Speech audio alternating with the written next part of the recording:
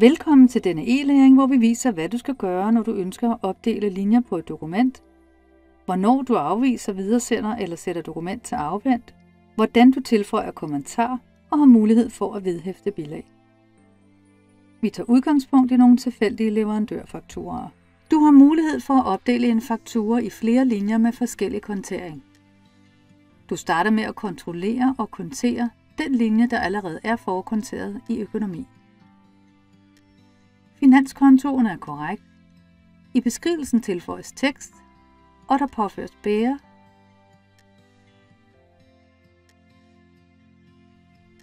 og formål.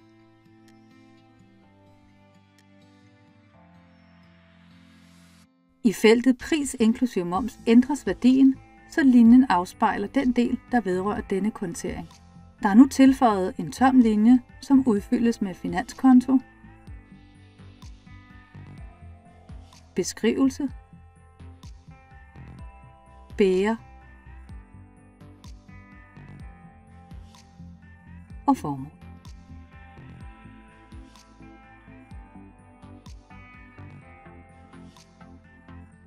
Fakturen er dermed opdelt i flere linjer. Den er klar til godkendelse.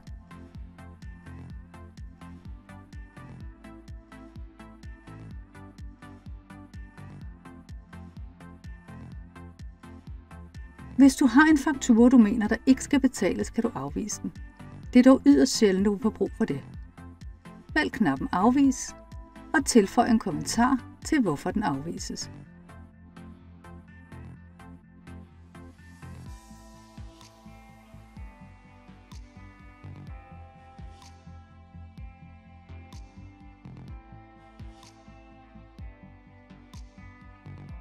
En faktura kan videresendes på flere måder.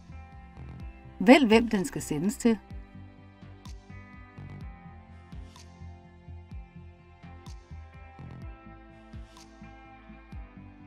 Og dernæst skal du tage stilling til, om du vil godkende og sende den videre, eller hvis fakturen er sendt til dig ved en fejl, kan du videresende den uden godkendelse, og endelig kan du vælge at videresende og returnere.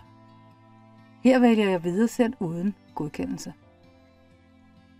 Husk at tilføje en årsag til videresendelsen.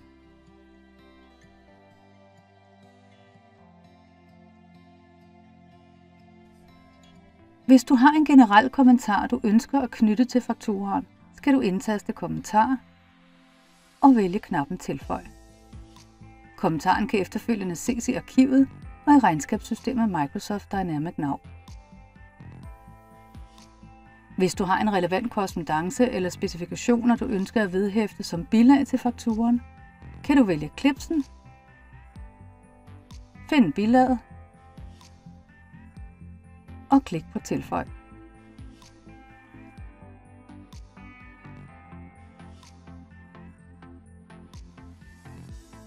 Det kan ske, at du modtager en faktura, hvor der f.eks. er fejl eller mangler. I det tilfælde skal du bruge knappen Sæt til afvendt. Her skal du angive, hvorfor den sættes til afvendt.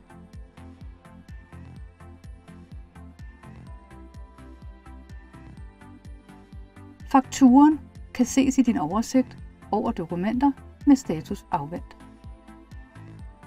Du har nu hørt om, hvordan du opdeler linjer på et dokument, hvordan du afviser, videresender og sætter til afvendt, og hvordan du tilføjer kommentarer og vedhæfter bilag.